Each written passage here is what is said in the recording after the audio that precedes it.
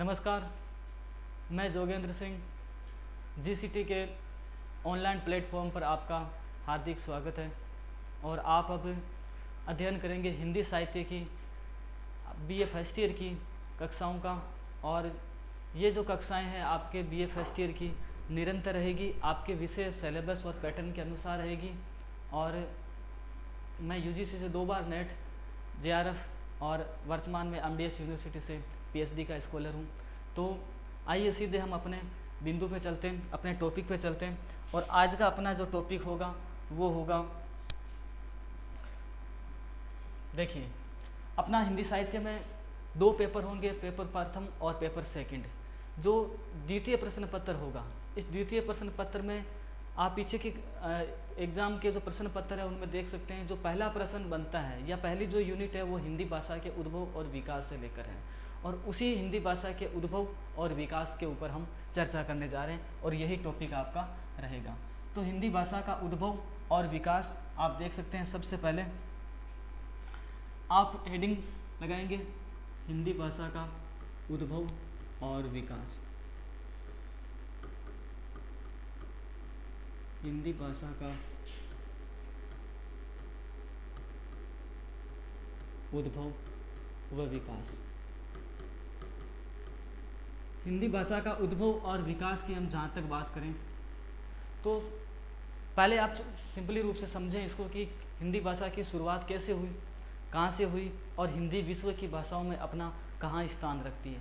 सबसे पहले छोटे 3-4 फैक्ट आपको ध्यान में रखने। ध्यान दें, अगर हम पूरे विश्व की भाषाओं से हिंदी की तुलना करें या हिंदी की सीढ़ी तक पहुँचें तो पहली चीज़ यहाँ आएगी कि पूरे विश्व में लगभग 13 भाषा परिवार हैं। पूरे विश्व में लगभग 13 भाषा परिवार हैं। और ये जो 13 भाषा परिवार हैं उनमें से 4 भाषा परिवार है वो भारत में है। 13 में से भारत में कितने? 4, यानी 9 भाषा परिवार भारत में नहीं है।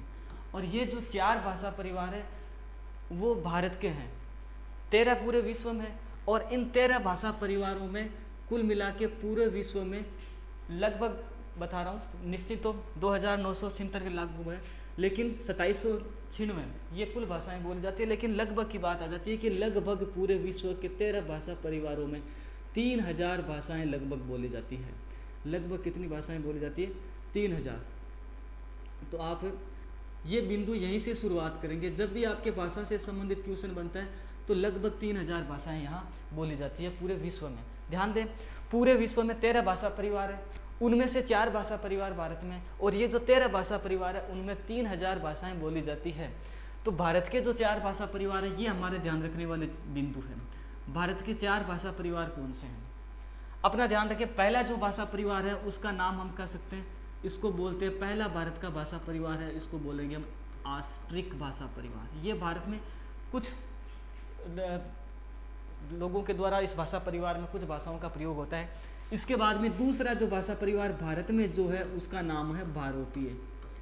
और तीसरा जो नाम है उसका नाम है चीनी तिब्बती, जो कि पर्वतीय क्षेत्रों के आसपास हिमालय के दरारों में इधर बोली जाती है।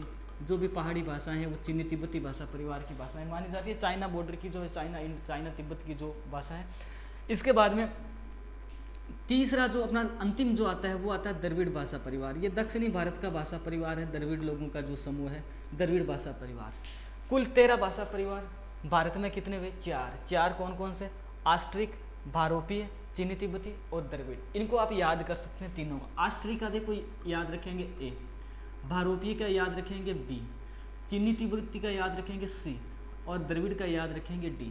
एक सीक्वेंस होता है याद करने का, हालांकि कोई ट्रिक ज्ञान नहीं होता, लेकिन कुछ चीज़ें ऐसी होती है जिनको हम याद रखना जरूरी भी होता है और तरीका भी होता है। तो ऑस्ट्रिक, भारोपीय, चीनी तिब्बती और द्रविड़, यानी A से ऑस्ट्रिक याद कर लेंगे, B से भारोपीय, C से चीनी तिब्बती और D से द्रविड़। तो 4 भाषा परिवार भारत में। उनमें से जो सबसे बड़ा भाषा परिवार है वो भारोपीय है। सबसे बड़ा भाषा परिवार कौन सा है? वो भारोपीय है। तो सबसे बड़ा भाषा परिवार आपका भारोपीय है। तो ध्यान रखिए ये पूरे विश्व का ही सबसे बड़ा भाषा परिवार है। सिर्फ 4 भाषाओं में नहीं है, इन तमाम 13 भाषाओं में सबसे बड़ा भाषा परिवार है वो कौन सा है? भारोपीय ही है। तो अगर 13 भाषा परिवार में बहुरूपीय सबसे बड़ा है तो चारों में स्वाभाविक रूप से बड़ा ही होगा। अगली बात ये आती है कि हिंदी जो न तो ऑस्ट्रिक भाषा परिवार की है, न चाइना तिब्बती की है, और न ही द्रविड़ भाषा परिवार की। हिंदी है वो बहुरूपीय भाषा परिवार समूह की बोली है। तो हिंदी किसकी है, किस भाषा परिवार की बोली है? तो हिंदी है आपकी बहुरूपीय भाषा परिवार की। इस चीज़ को आप अच्छे से लिखें, नोट करें। भाषा परिवार से संबंधित किसी भी तरह का क्वेश्चन आए, आपके टैगलाइन, आपका लिखने का तरीका यहीं से शुरू होगा। सबसे पहले आप लिखें, विश्व में कुल 13 भाषा परिवार है। विश्व में कुल कितने भाषा परिवार है? 13 भाषा परिवार है, जिसमें लगभग, देखो वैसे अगर एग्जैक्ट हम भाषाओं की बात करें 2796 के लगभग मानी जाती है, लेकिन आप यूज करें लगभग शब्द का। लगभग 3000 भाषाएं इन 13 भाषा परिवार में बोली जाती है, और 13,000 में से 4 भाषा परिवार 13 भाषा परिवारों में से 4 भाषा परिवार भारत में। और भारत में जो 4 भाषा परिवार है, इनका आपको ये क्रम याद रखना है। क्रम तो नहीं कह सकते हम, इनका नाम याद रखना है, ऑस्ट्रिक, बहुरूपीय, चीनी तिब्बती और द्रविड़। और बहुरूपीय जो है ये पूरे 13 भाषा परिवारों में सबसे बड़ा है, अर्थात हिंदी भी किससे निकली है? इसी बहुरूपीय भाषा परिवार से निकली है। इसको आप नोट कर सकते हैं। इसके आगे हम बढ़ते हैं। देखिए, इसके बाद में हम अगला पेज पे आते हैं, तो यहाँ हम देखेंगे, हाँ एक बार आप लिख सकते हैं, इसको स्क्रीनशॉट ले सकते हैं। इसके बाद में देखो, दूसरी बात हम आगे करें, भाषा परिवार से संबंधित आगे बात करें तो अपना किस तरह से आज हिंदी कहाँ से शुरुआत हुई और आज कितने वर्षों की बात हो गई, या हिंदी का इतिहास कितने साल पुराना है, इसकी हम बात करें तो सबसे पहले देखें, हिंदी का जो अपना इतिहास है वो लगभग आज से 3500 वर्ष पुराना है। अब आप सोचेंगे कि 3500 वर्ष कैसे, तो देखें कि थोड़ा समझें इसको कि 2021 की साल है, इसमें से माइनस करेंगे 3500, तो इस शुरुआत आ जाएगी कि हिंदी भाषा के परिवार की शुरुआत कहाँ से होगी। 2021 चल रही है, इससे पीछे जाएंगे 3500 साल, 35 साल नहीं 3500। तो आप देखें, एक ईस्वी से बात करेंगे तो 2021 को छोड़ दीजिए, आप इसको 2000 ही मानिए। 21 सालों का क्या गिनना, ये 2021वीं सदी चल रही है तो 2000 ही मान लीजिए। ये 2000 के साल, इनमें से 3500 माइनस करेंगे तो 2001 से लेकर 2000 जो चले हैं 2000 साल तो ये हो गए। अब 1500 साल 3500 में से और बच जाएंगे, तो 1500 इस 2000 में से माइनस होंगे, इसका मतलब -1500 होगा, -1500 साल पहले। अर्थात हम ये कह सकते हैं हिंदी की विकास यात्रा शुरू हुई थी 1500 ईसा पूर्व से, क्योंकि 1 ईस्वी जो है ईसा मसीह की जो मानी जाती है, 1 ईस्वी से लेकर अपना कैलेंडर चलता है। पहली शताब्दी, दूसरी, 5वीं, 1000वीं, 1500, 1600, 1700, 1800, 1900, 2000, 2020, 2021, तो 1 से 2000 तक 2000 साल तो ये हो गए, या हम इसको मान सकते हैं 2021 जो चल रही है। इसके बाद में इधर पीछे जाएंगे तो पीछे 1500 माइनस करेंगे, तब भी जाके ये 1500 और ये 2000 ये दोनों प्लस होके 3500 होंगे। तो हिंदी की विकास यात्रा शुरू हुई थी वो 3500 वर्षों पहले, अर्थात हम मानेंगे कौन सी ईसा पूर्व, 1500 ईसा पूर्व। अब ये तो हुई आपकी बात समझने की। अब इनको लिखना किस तरह से है वो आप सबसे पहले देखें।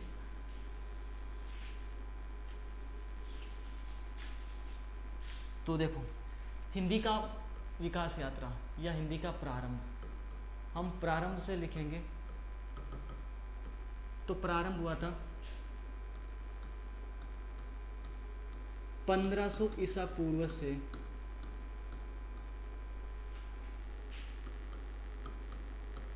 प्रारंभ होकर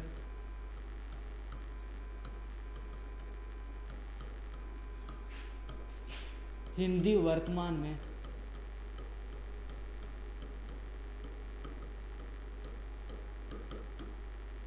3500 वर्षों की यात्रा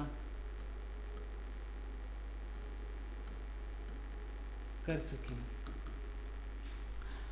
ये आपकी अगली लाइन रहेगी। सबसे पहले आप क्या लिखेंगे, हिंदी भाषा का उद्भव विकास, भाषा परिवार से संबंधित कुछ बातें लिखेंगे जैसे हमने पिछले पेज में पढ़ा था।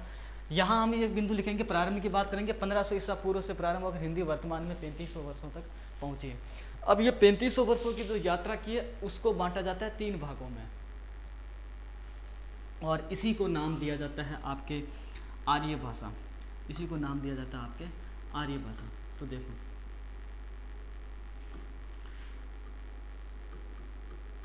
आपके जो सिलेबस में दिया गया है वो है प्राचीन भारतीय आर्य भाषाएं, आर्य भाषा। अब आपका जैसे सिलेबस में टॉपिक ये प्राचीन भारतीय आर्य भाषाएं, ये भारतीय आर्य भाषाएं। भारतीय आर्य भाषाएं कहाँ से शुरुआत होती है? इसी 1500 वर्ष ईसा पूर्व से शुरू होती है भारतीय आर्य भाषाओं की। भारतीय आर्य भाषाओं को 3 भागों में बांटा गया है। सबसे पहला नाम दिया गया है प्राचीन भारतीय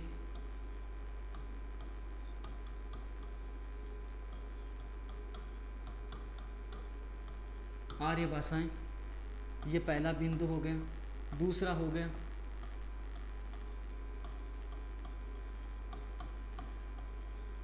मध्यकालीन भारतीय आर्य भाषाएं। तीसरा नाम होगा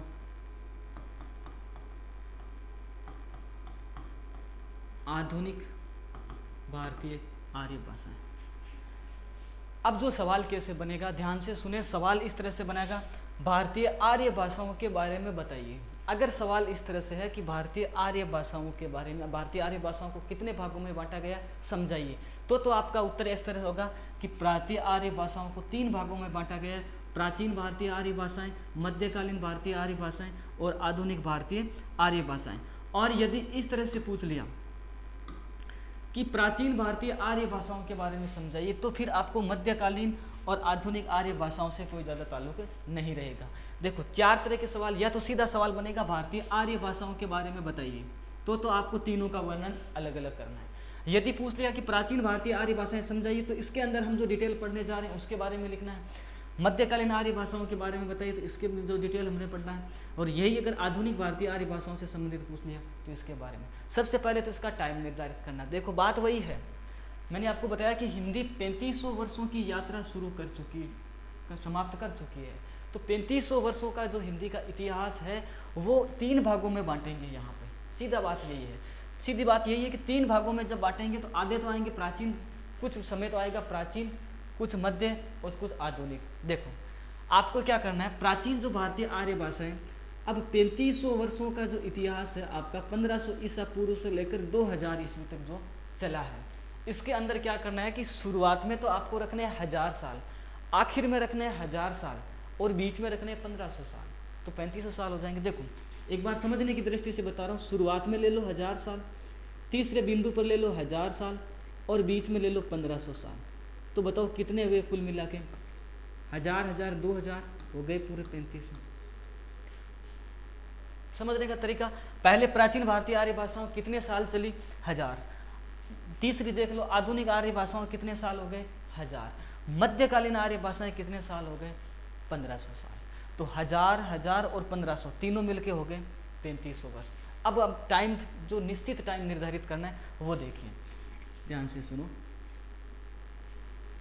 शुरुआत हमने बताई थी कि 1500 से लेकर शुरू हुई थी, 1500 ईसा पूर्व से, 1500 ईसा पूर्व से लेकर और 500 ईसा पूर्व, हमें 1000 साल लेना है तो 500 ईसा पूर्व तक ये तो रहा आपका प्राचीन भारतीय आर्य भाषाएं का टाइम। दूसरा जो समय आएगा मध्यकालीन आर्य भाषाओं का, वो आएगा 500 ईसा पूर्व से लेकर, ध्यान से रखना मैंने बीच के टाइम में 1500 साल बताएं, तो 500 में 1500 जोड़ेंगे तो 500, पहले तो एक माइनस आएगा 500 और 1 ईस्वी आते ही 1000 आएंगे, तो 1000 तक चले जाएंगे ये। तो 500 ईसा पूर्व से 1000 ईस्वी तक, ध्यान से सुनना, 1000 ईसा पूर्व नहीं आएगी, अब ईस्वी आएगी, क्योंकि 500 के बाद में 1 के बाद में वापस प्लस में चलेंगे, 1 के बाद में 500 और 500 के बाद में 1000। तीसरा जो आएगा वो आएगा आपका 1000 ईस्वी से अब तक या निरंतर, क्योंकि 2021 की साल चल रही है तो लगातार चल रही है, 2021 है तो 1000 से 2000 यानी 1000 साल नहीं हुए अभी तक। तो 1000 साल शुरुआत आखिर में, 1000 साल शुरुआत में और 1500 साल बीच में। ये आपका प्राचीन आर्य भाषाओं से संबंधित टॉपिक था। टॉपिक अभी कंप्लीट नहीं हुआ है, इसको आप समझें। भारतीय आर्य भाषाएं के बारे में समझाइए। अगर इस तरह से क्वेश्चन बनता है तो आप हेडिंग लगाएंगे भारतीय आर्य भाषाओं को 3 भागों में वर्गीकृत किया गया है। नंबर 1, प्राचीन भारतीय आर्य भाषाएं 1500 से 500 ईसा पूर्व। मध्यकालीन आर्य भाषाएं 500 ईसा पूर्व से 1000 ईस्वी, यहाँ थोड़ा ध्यान रखें, ईसा पूर्व मत कर देना। आधुनिक आर्य भाषाएं तो 1000 ईस्वी से निरंतर सतत या अब तक चल रही है। अब देखो प्राचीन भारत, सबसे पहले अपनी हेडिंग रहेगी प्राचीन भारतीय आर्य भाषाएं। इनका समय हमने निर्धारित कर लिया, एक बार इसका आप स्क्रीनशॉट ले सकते हैं, उसके बाद में हम आगे बढ़ते हैं। तो देखें, पहला हम शुरुआत करेंगे प्राचीन भारतीय आर्य भाषाओं से।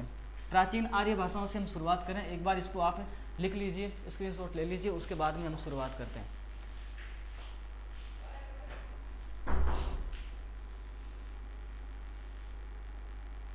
देखो, सबसे पहले लेंगे हम प्राचीन भारतीय आर्य भाषाएं, ये अपनी हेडिंग।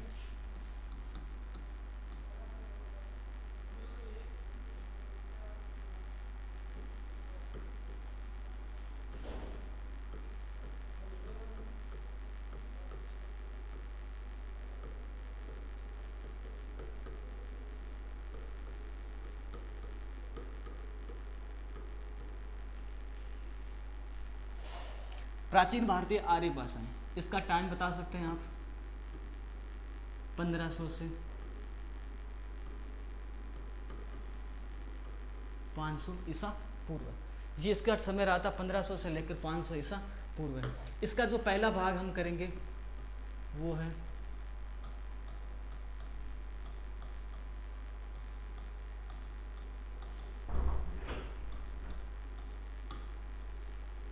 वैदिक संस्कृत। वैदिक संस्कृत का टाइम देखो, 1500 ईसा पूर्व से शुरू हुआ है और ये चलेगी 1000 ईसा पूर्व। इसी का दूसरा भाग है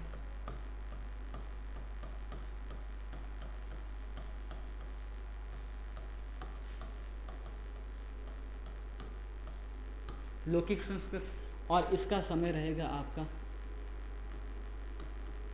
1000 ईसा पूर्व से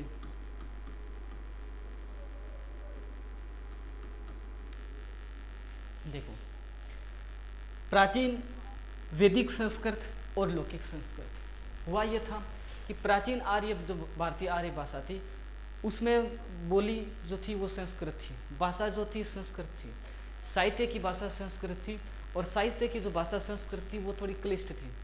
जिस भाषा में, जिस संस्कृत भाषा में, भाषा तो एक संस्कृति थी, इस संस्कृत भाषा के अब ध्यान रखें 2 रूप थे। भाषा तो क्या थी, संस्कृति थी, इस भाषा के 2 रूप थे। देखो यहाँ चीज़ देखें, भाषा तो क्या थी प्राचीन आर्य भाषाओं में, संस्कृति थी। ये 2 रूपों में थी, एक तो थी वैदिक, एक थी लौकिक। वैदिक जो थी वो थोड़ी क्लिष्ट भाषा थी क्योंकि वो साहित्य की भाषा थी और साहित्य की भाषा होती है वो थोड़ी क्लिष्ट होती है। आम बोलचाल की भाषा होती है वो थोड़ी आसान होती है क्योंकि बोलने में आसानी चाहिए। तो देखो वैदिक संस्कृत जो थी इसके अंदर वेदों की रचना हुई, इसके अंदर वेदों की रचना हुई।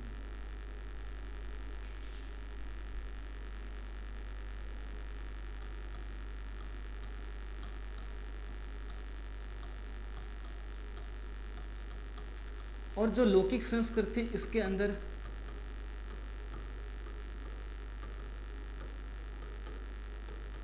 रामायण व महाभारत की रचना हुई।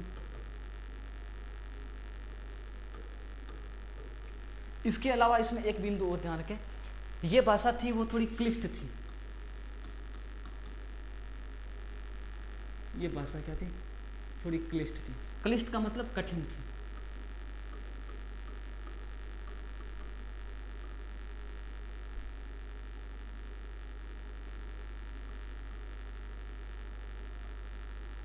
क्लिष्ट का मतलब हो गया कठिन थी। ये भाषा थी थोड़ी सरल थी, कारण ये साहित्य की भाषा थी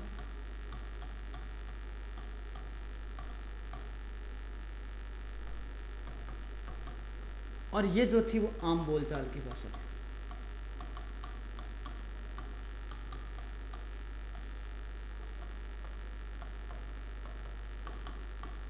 ये क्या थी, आम बोलचाल की भाषा थी। ध्यान दें, हम हिंदी भाषा का उद्भव और विकास पढ़ रहे हैं। पढ़ क्या रहे हैं, हिंदी भाषा का उद्भव और विकास। शुरुआत किससे हुई, संस्कृत से हुई। छोटा सा सवाल, और आपके छोटे जो लघुतरात्मक क्वेश्चन है उसमें बनता है।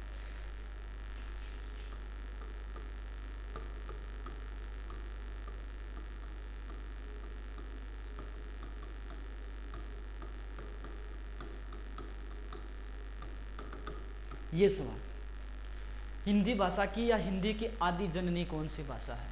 आपके सामने ऑप्शन में रहेंगे, मान लीजिए संस्कृत है,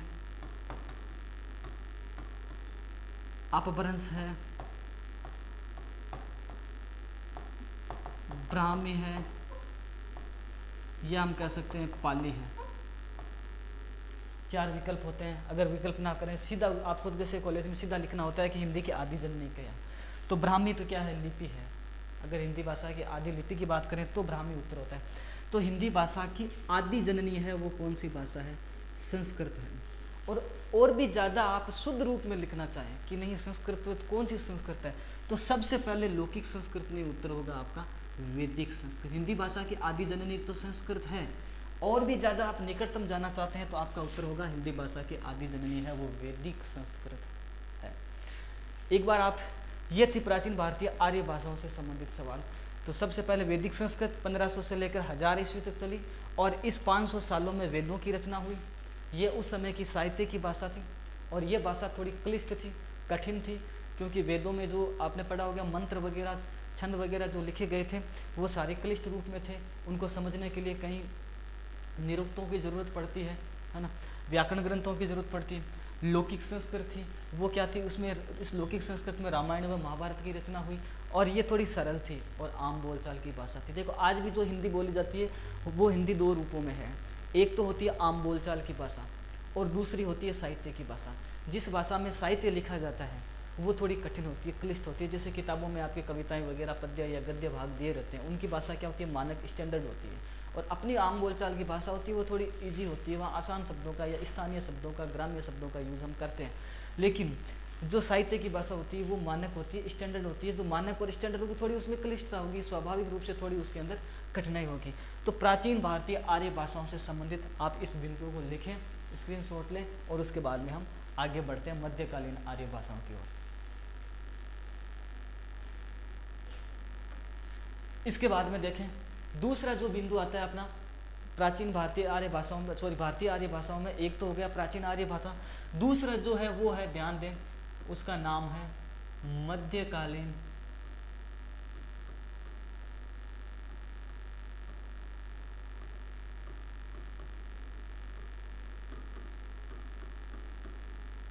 आर्य भाषा। मैंने आपको बताया था कि ये मध्यकालीन आर्य भाषाओं का जो समय है वो लगभग आपके 1500 सालों का है। तो पहले में हमने 500 साल का गैप किया था।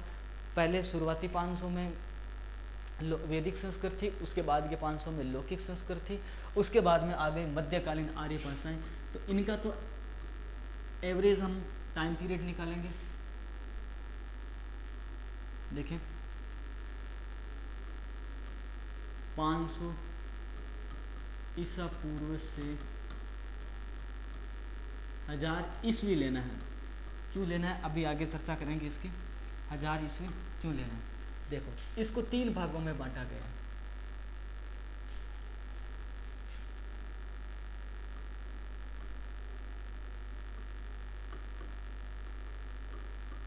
प्रथम प्राकृत,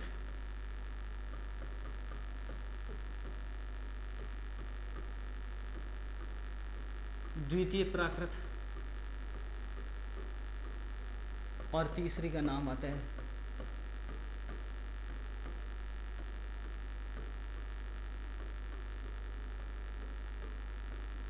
तृतीय प्राकृत। अब इसमें भी आपको 500 साल का गैप रखना है। 500 साल का गैप रखेंगे तो पहले आएगी 500 ईसा पूर्व से शुरुआत कर रहे हैं, 500 ईसा पूर्व से 500 साल, 1 ईस्वी तक। फिर शुरुआत होगी, अब प्लस में चलेंगे, 1 ईस्वी से 500 ईस्वी। इसके बाद में चलेंगे 500 ईस्वी से 1000 ईस्वी। ये 3 रूप, प्रथम प्राकृत, द्वितीय प्राकृत और तृतीय प्राकृत। इसमें देखो अगर हम अलग अलग एक एक का सूक्ष्म विवेचन करें तो इसके अंदर बहुत ज़्यादा आपको लिखने की भी आवश्यकता है और इसके अंदर बहुत ज़्यादा समय आपका जाया होगा, क्योंकि आपका प्रश्न बनेगा वो एक बनेगा भाषा से संबंधित। तो देखिए प्रथम प्राकृत, द्वितीय प्राकृत और तृतीय प्राकृत, ये तीन रूपों में सामने आई। प्राकृत के तीन भेद हुए, प्रथम प्राकृत, द्वितीय प्राकृत और तृतीय प्राकृत। देखो प्रथम प्राकृत थी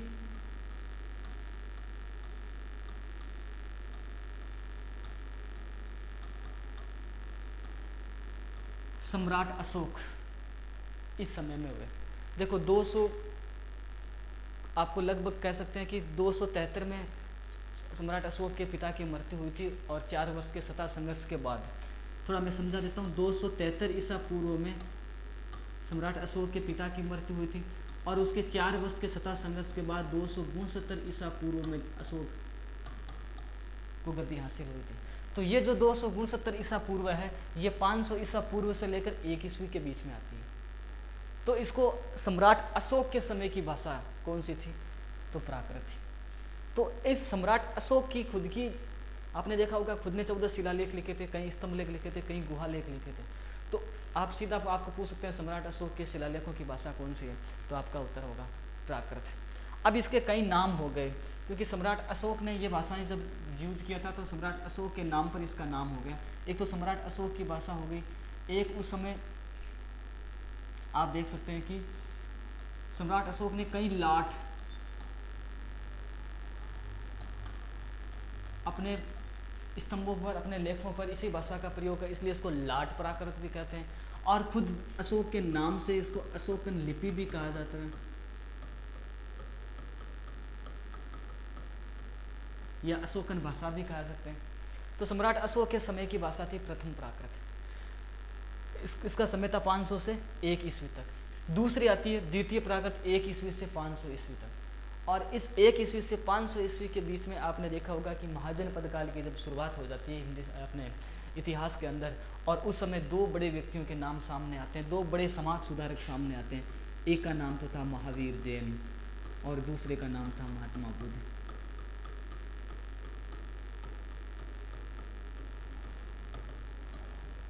सीधा सवाल आता है महावीर जैन और महात्मा बुद्ध के उपदेशों की भाषा कौन सी थी? द्वितीय प्राकृत। या सीधा द्वितीय प्राकृत का नाम नहीं आता है, सीधा आ जाता है प्राकृत। महात्मा बुद्ध और महावीर जैन ने अपने उपदेश है वो प्राकृत भाषा में दिए थे, या ज़्यादा करीब पहुँचे तो द्वितीय प्राकृत में दिए थे। और इसी द्वितीय प्राकृत को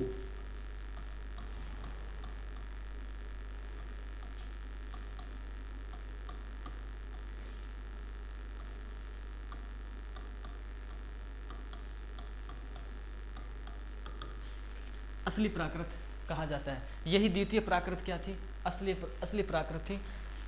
ये प्रथम प्राकृत ये असली, क्योंकि ये इसमें सिर्फ और सिर्फ सम्राट अशोक ने अपने लाट, अपने लिपि या अपने स्तंभों, अपने गुहा लेखों का निर्माण करवाया। और द्वितीय प्राकृत के अंदर महावीर जैन और महात्मा बुद्ध ने जो उपदेश दिए थे और समाज को सर्वाधिक इन्होंने प्रभावित किया था, और असली प्राकृत का रूप सामने इन्होंने लेके आए थे। तृतीय प्राकृत में आते ही ये जो समय आता है 500 ईस्वी से लेकर 1000 ईस्वी तक, और प्राकृत है जो अपना एक नया रूप सामने लेके आती है, और वो कह सकते हैं हम प्राकृताभास भी कह सकते हैं, या हम इसको ये कह सकते हैं कि इस समय प्राकृत है वो लगभग 5 रूपों में, भोलानाथ तिवारी ने इसको 5 रूपों में माना है, 5 रूपों में अपभ्रंश के रूप में सामने आ गई थी। और उसके बाद में पूर्णतः अपभ्रंश आई थी, वो आई थी 7 रूपों में सामने। तो 5 रूपों में और 7 रूपों में तीसरी प्राकृत है वो अपभ्रंश के रूप में सामने आई थी। और अपभ्रंश के 5 या 7 जो भेद है उनमें से जो हिंदी का उद्भव और विकास हुआ वो हम ये पढ़ेंगे। तो ये द्वितीय थी आपके मध्यकालीन भारतीय आर्य भाषाएं। इसके बाद में ये जो तृतीय प्राकृत में जो अपभ्रंश के 5 रूप आए, इसमें तो सिर्फ और सिर्फ आपको नाम लिखना है। जैसे आप इसमें लिख सकते हैं एक रूप आया अर्धमागधी, नंबर 2 महाराष्ट्री,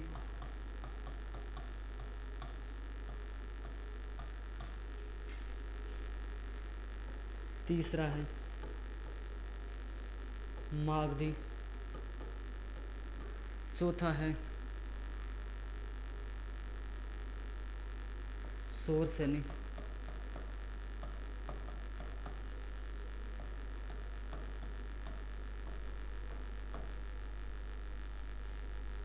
और इसके बाद में आएगा आपका एक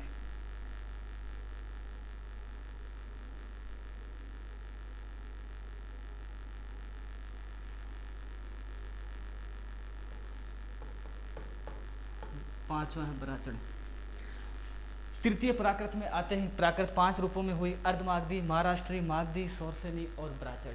और जैसे ही 1000 ईस्वी के बाद की जो भाषा आती है वो प्राकृत 7 रूपों में सामने आती है, और उन्हीं 7 रूपों में से आके आपके हिंदी का उद्भव और विकास शुरू होता है। इसमें से एक बार आप स्क्रीनशॉट ले सकते हैं। और इसके बाद में तीसरा जो बिंदु है, आधुनिक भारतीय आर्य भाषाएं।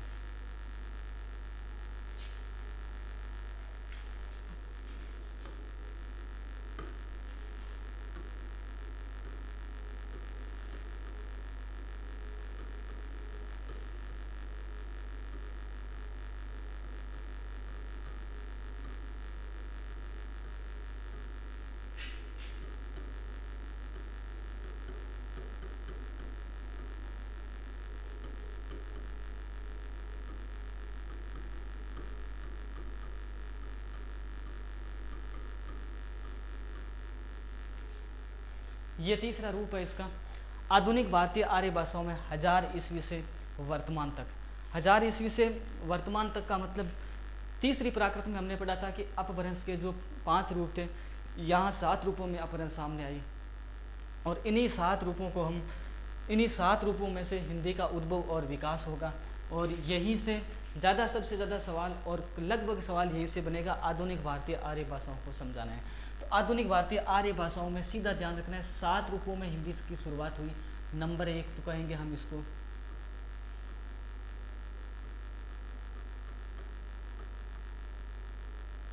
अर्धमागधी, खस,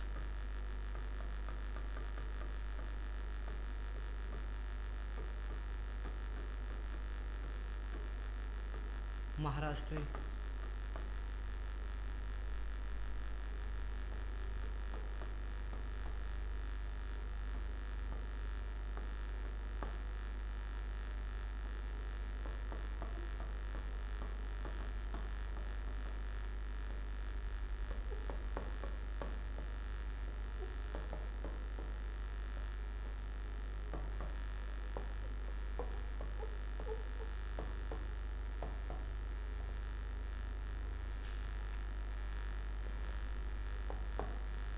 ये 7 रूप सामने आए।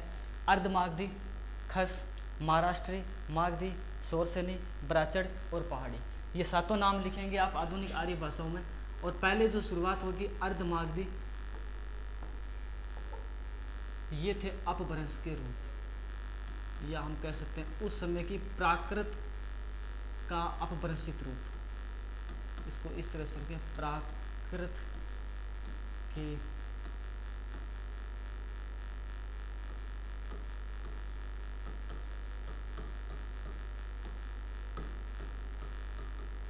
अपभ्रंशित रूप, जिसको हम भाषा नाम से यहाँ संबोधित करेंगे। पहली थी अर्धमागधी, फिर थे खस, फिर थे महाराष्ट्री, फिर थे मागधी, फिर सोरसेनी, फिर बराचड़ और फिर पहाड़ी। अर्धमागधी से निकली थी पूर्वी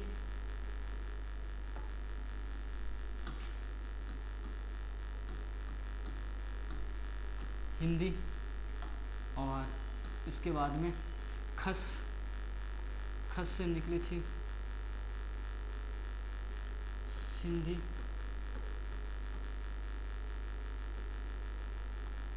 और महाराष्ट्र से निकली थी मराठी, और सोर्स मागधी से निकली थी असमिया,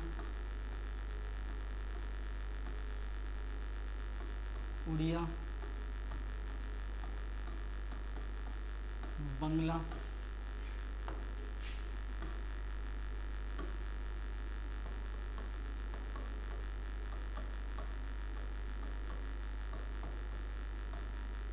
बिहारी हिंदी।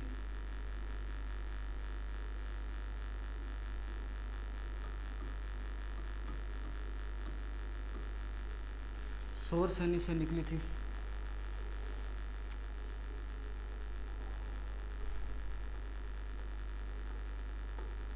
पश्चिमी हिंदी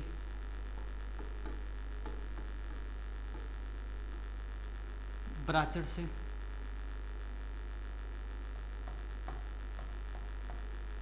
सिंधी, यहाँ पंजाबी भी कह सकते हैं,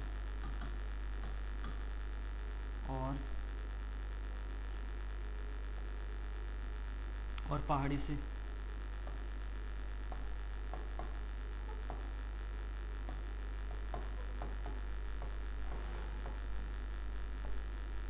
कुमायूनी और गढ़वाली। अर्धमागधी, खस, महाराष्ट्री, मागधी, शोरसेनी, ब्राचड़ और पहाड़ी। यहाँ एक तो ये पूर्वी हिंदी, पश्चिमी हिंदी, इसके साथ में एक है यहाँ राजस्थानी हिंदी,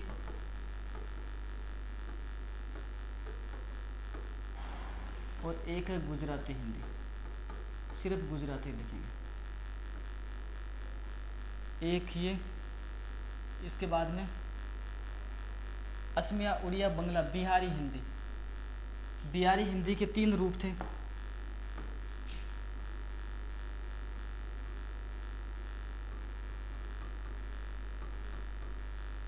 मैथिली, मगही, भोजपुरी। बिहारी हिंदी के 3 रूप थे, मैथिली,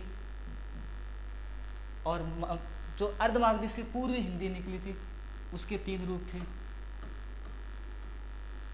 अवधी, बघेली और छत्तीसगढ़ी।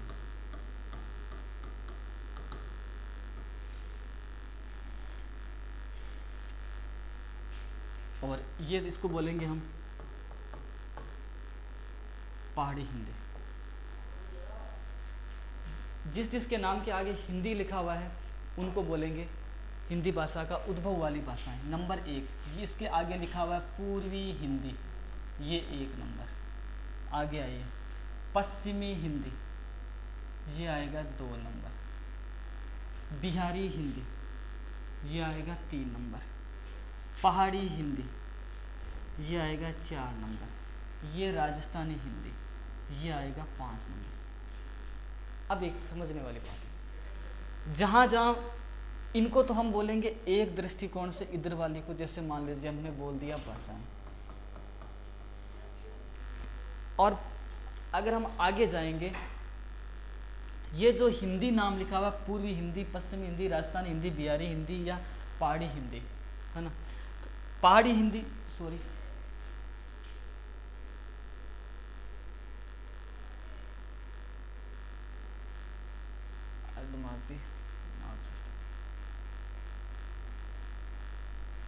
इसको बोलेंगे हम पंजाबी। पंजाबी में हम रखेंगे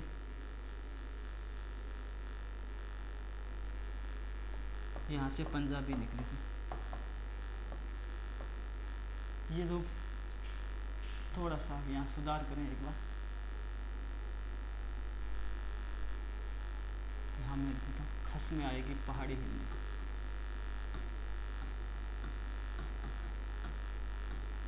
महाराष्ट्र में मराठी। हाँ, अब देखो यहाँ पर भी ये हिंदी, तो ये इसको हम 5, पहला, दूसरा, तीसरा, चौथा, और इसको कर सकते हैं चौथा। पूर्वी हिंदी, पहाड़ी हिंदी, पश्चिमी हिंदी, राजस्थानी हिंदी और बिहारी हिंदी। जिसके नाम के आगे आगे हिंदी है उससे अपनी हिंदी भाषा निकली है, बाकी नहीं निकली है। अब देखो पूर्वी हिंदी, पहाड़ी हिंदी, पश्चिमी हिंदी, तो ये जो 7 तो भाषाएँ थी इनको तो बोलेंगे 7 भाषाएँ, और 5 बोलेंगे उपभाषाएँ। अब ध्यान रखें उपभाषाएँ क्या होती है वो आपको मैं अभी बताऊंगा। ये तो होगी 5 उपभाषाएँ। अब 5 जो उपभाषाएँ उनको मैं क्लियर रूप से लिख देता हूँ ताकि आपको समझ में आ जाए। देखो पंजाबी से पंजाबी निकली, ब्राचड़ से सिंधी निकली, ये पश्चिमी हिंदी आ गई, गुजराती इसको मिटा देता हूँ,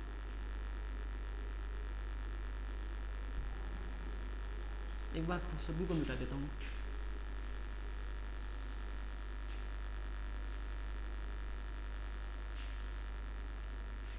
हाँ, अब देखो, अर्धमागधी में निकली थी पूर्वी हिंदी, ठीक। खस से निकली थी पहाड़ी हिंदी। महाराष्ट्र से निकली थी मराठी। मागधी से निकली थी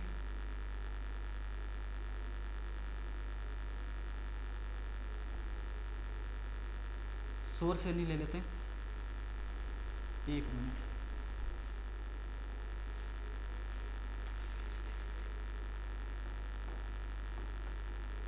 बिहारी हिंदी,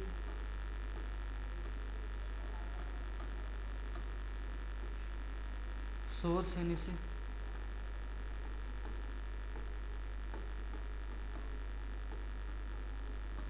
पश्चिमी हिंदी,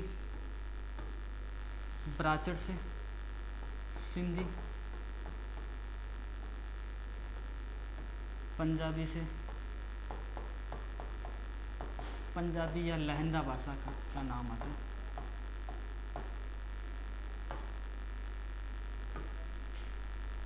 देखो, इसी शोर सेन हिंदी से एक निकली थी राजस्थानी हिंदी। एक बार तो इतना समझना, फिर आगे बताऊंगा कई भाषाएं निकली, आपको कंप्लीट कैसे लिखना। देखो, पूर्वी हिंदी, इसके नाम के पीछे हिंदी लगा हुआ है। पहाड़ी हिंदी, इसके नाम के पीछे हिंदी लगा हुआ है। बिहारी हिंदी, इसके नाम के पीछे बिहारी है। पश्चिमी हिंदी, इसके नाम के पीछे हिंदी है। राजस्थानी हिंदी, इसके नाम के पीछे हिंदी है। तो 1 2 3 4 और 5, देखो हिंदी जो वर्तमान में जो हिंदी निकली है, इनमें तो मूल रूप से तो इन 5 भाषाओं का योगदान है। और ये जो हमने लिखी है ना, इनको बोलेंगे हम उपभाषाएं। अब इसके अलावा भी कई उपभाषाएं हैं, लेकिन वो हिंदी से संबंधित नहीं है। अब देखो, जैसे हमने कह दिया कि राजस्थानी हिंदी के अलावा यहाँ गुजराती भी है, तो इससे संबंधित नहीं है। इसके अलावा पश्चिमी हिंदी के अलावा शोर सेनी में और है। अब क्या हुआ कि पूर्वी हिंदी जो है, इसके अंतर्गत क्या निकली कि अवधी, बघेली और छत्तीसगढ़ी, 3 बोलियां निकली। अब ये थी उपभाषाएं और ये आ जाएगी बोलियां। तो पूर्वी हिंदी से जो 3 बोलियां निकली वो थी अवधी,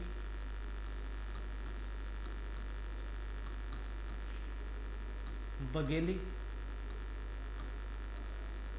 और छत्तीसगढ़ी, ठीक। इसके बाद में पहाड़ी हिंदी से 2 निकली थी, पश्चिमी पहाड़ी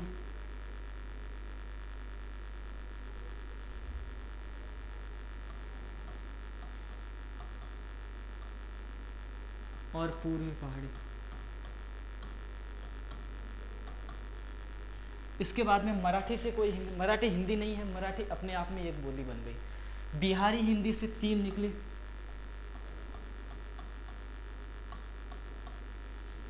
मैथिली,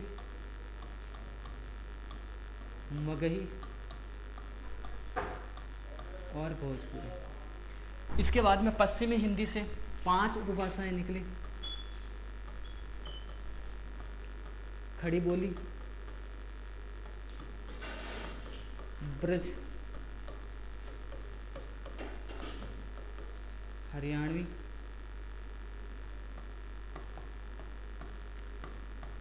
बुंदेली और कन्नौजी।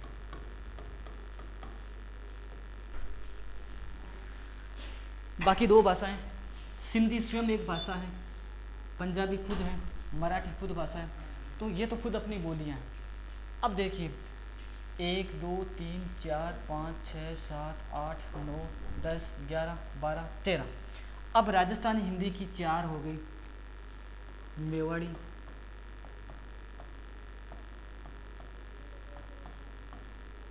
मारवाड़ी,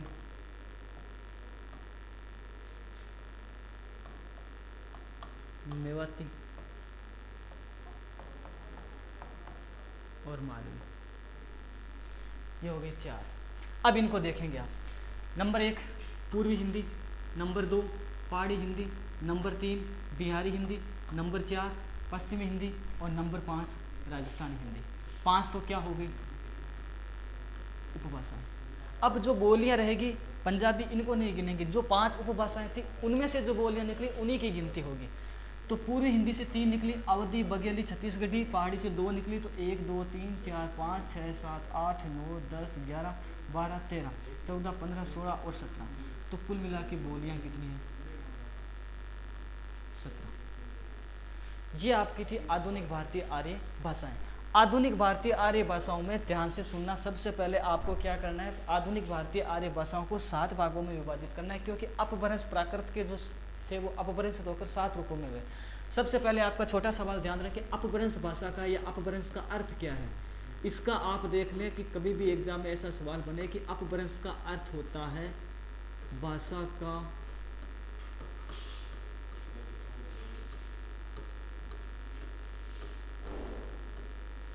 बिगड़ा हुआ रूप, अपभ्रंश कहलाता है। सीधा उत्तर होगा। अब 5 भाषाओं, उपभाषाएं कितनी है 5, बोलियां कितनी है 17। अब लास्ट सवाल यह है, भाषा किसे कहते हैं, उपभाषा किसे कहते हैं और बोली किसे कहेंगे। सबसे पहले देखो, पहले भाषा का जन्म नहीं होता। सबसे पहले अगर कोई होगी तो वो बोली होगी। बोली अपना धीरे धीरे लौकिक रूप लेती है, जनमानस का रूप लेती है बोली।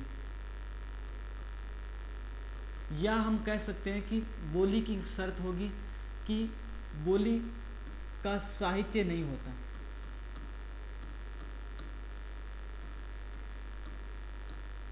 साहित्य नहीं होता। इसको हम अगले पेज पर देख लेते हैं एक बार। इसका आप स्क्रीनशॉट ले सकते हैं, लिख सकते हैं। और अब इसका आगे समझते हैं तीनों का। तीनों का मैं बता देता हूँ। भाषा एक, उपभाषा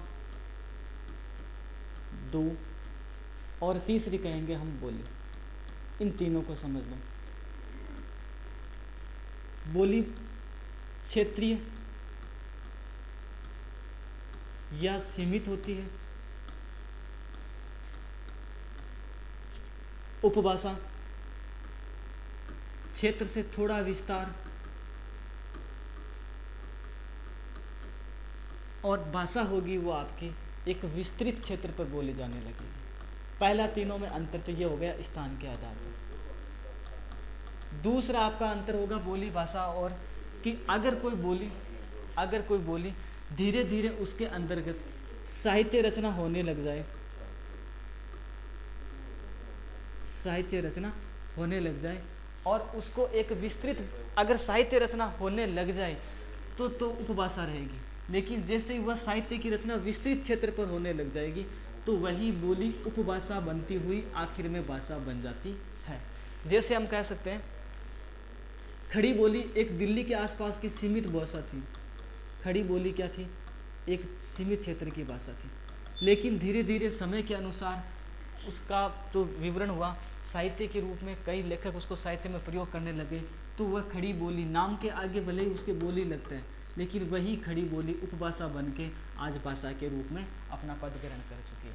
लेकिन दूसरी तरफ जो भाषा थी अवधि, ब्रज भाषा कह सकते हैं, अवधि ले सकते हैं। जो ब्रज भाषा थी, नाम के आगे भाषा लगता है। एक समय था कि वो एक भाषा के पद पर थी, बहुत प्रचुर मात्रा में साहित्य लिखा जाता था। लेकिन समय के अनुसार धीरे धीरे उसकी साहित्य रचना कम हुई और लोगों के बीच में लोकप्रियता कम हुई और वही भाषा धीरे धीरे मात्र एक बोली बन के रह गई। नाम ब्रज भाषा बोला जाता है लेकिन बोली रह गई। और खड़ी बोली, नाम आगे बोली बोला जाता है लेकिन वास्तव में खड़ी बोली वर्तमान में हिंदी का रूप लेके सामने आ गई। अब हम पीछे वाले पेज पे अगर हम देखते हैं इसका, यहाँ ध्यान रखें अपना हिंदी की जो शुरुआत हमने की थी कि इन 5 हिंदियों में 5 जो प्रकार की जो हिंदी थी उसके अंदर से ये एक जो खड़ी बोली है ये साहित्य के अंदर वर्तमान में आकर हिंदी के रूप में प्रतिष्ठित हो गई। तो ध्यान रखें अभी जो खड़ी बोली है वो ये रूप है और वो किससे आया, अपभ्रंश का। अब इसका एक हम क्रम देख लेते हैं कि शुरू से लेकर आज तक क्रम क्या है। तो देखें सबसे पहले हमने पढ़ा था वैदिक संस्कृत।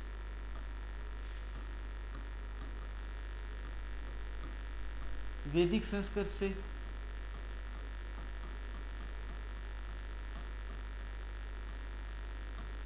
लौकिक संस्कृत, लौकिक संस्कृत से प्राकृत, प्राकृत के बाद में अपभ्रंश, अपभ्रंश में खड़ी बोली, और खड़ी बोली से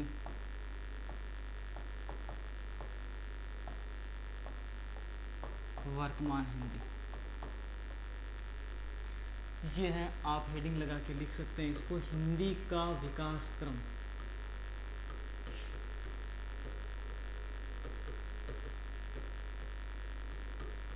हिंदी का विकास क्रम।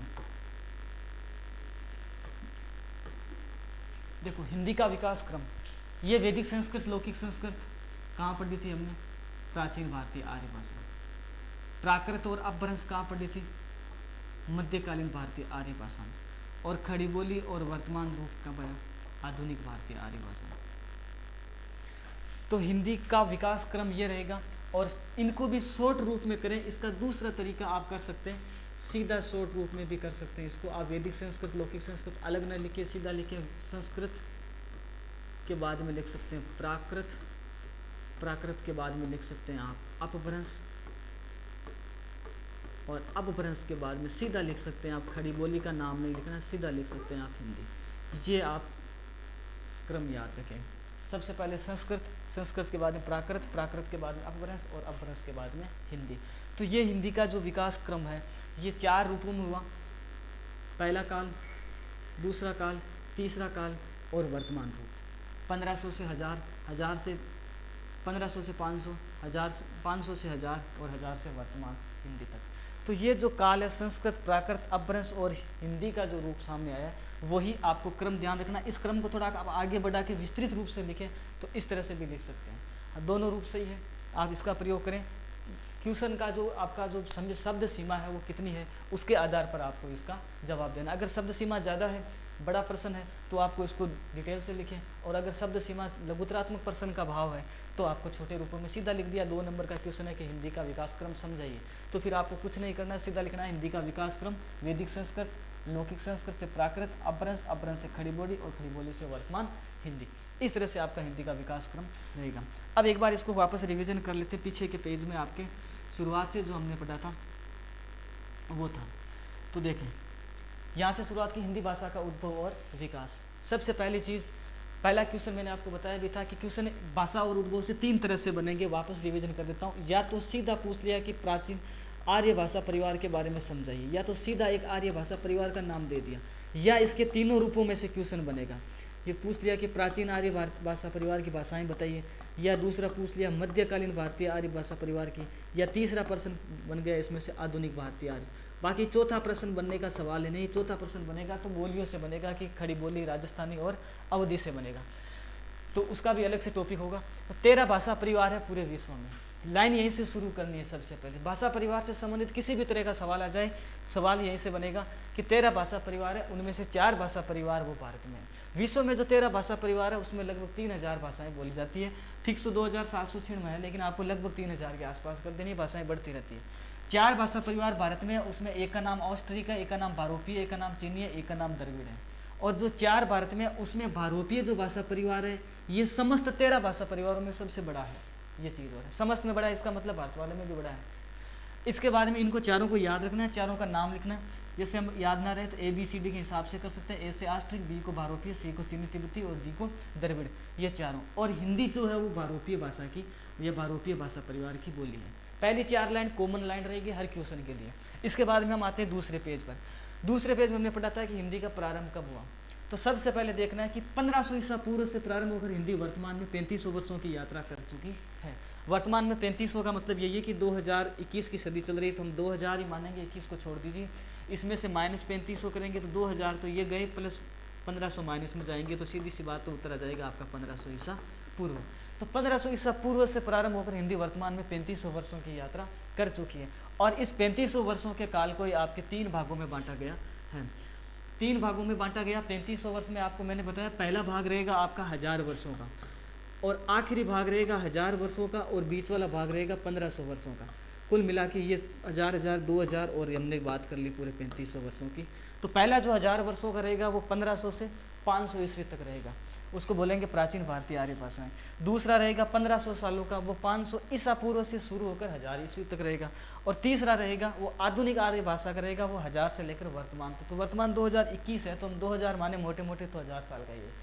तो ये तीन, या तो सवाल सीधा आएगा आर्य भाषाओं को समझाइए, तीनों का अलग अलग लिखना है, या तीनों से 1, 2, 3, ये 4 क्वेश्चन भाषा से संबंधित है। इसके बाद में हम आगे वाले पेज पर देखो, पहला पढ़ा था हमने प्राचीन भारतीय आर्य भाषाएं, 1500 से 500 ईसा पूर्व। इसमें हिंदी के 2 रूप थे, एक तो था वैदिक संस्कृत, एक था लौकिक संस्कृत। ये बात निश्चित है कि थी तो संस्कृत थी, संस्कृत अपने 2 रूपों में थी, एक तो वैदिक और एक लौकिक। वैदिक संस्कृत थी 500 साल थी, लौकिक भी 500 थी। हाँ, थोड़ा ध्यान रखें, वैदिक संस्कृत थी, वेदों की रचना हुई, लौकिक संस्कृत में रामायण और महाभारत की रचना हुई। वैदिक संस्कृत थोड़ी क्लिष्ट थी और कठिन थी, और ये जो थी सरल थी, आम बोलचाल की भाषा थी। इसके बाद में आते हैं हम अगले पेज में, मध्यकालीन आर्य भाषा। मध्यकालीन आर्य भाषा 500 ईसा पूर्व से शुरू होकर 1000 ईस्वी, यहाँ ईसा पूर्व नहीं ईस्वी तक है, तो इसको 500 सालों के 3 भागों में बांट दिया। 500 से 1 से प्लस में जाएंगे, अब 500 और 500 से 1000। इसको 3 नामों से, प्रथम प्राकृत, द्वितीय और तृतीय। प्रथम प्राकृत 500 से 1 ईस्वी तक, यानी इसी समय जो सबसे बड़ा राजनीतिक परिवर्तन हुआ था वो था सम्राट का राज्य, सम्राट अशोक का राज्याभिषेक। सम्राट अशोक ने अपने स्तंभों में इसी प्रथम प्राकृत का प्रयोग किया, इसलिए उसको लाट प्राकृत कहते हैं, और उसके नाम से भी उसको कई जगह दिया गया, अशोकन लिपि या अशोकन भाषा भी कहा जाता है। द्वितीय प्राकृत जब समय आता है तो आते 1 ईस्वी से 500 ईस्वी तक, और इसी समय समाज में 2 बड़े समाज सुधारक हुए थे, महावीर जैन और महात्मा बुद्ध। इनके उपदेशों की भाषा रही वो द्वितीय प्राकृत रही, और इसी द्वितीय प्राकृत को ही क्या कहा जाता है, असली प्राकृत, क्योंकि उपदेशों की भाषा यही पहली बार बनी थी। इसके बाद में आती है तृतीय प्राकृत। तृतीय प्राकृत आते हैं, प्राकृत 5 भागों में बंट गई थी, जिसका नाम था ब्राह्मण, सोरसेनी, मागधी, महाराष्ट्र और अर्धमागधी।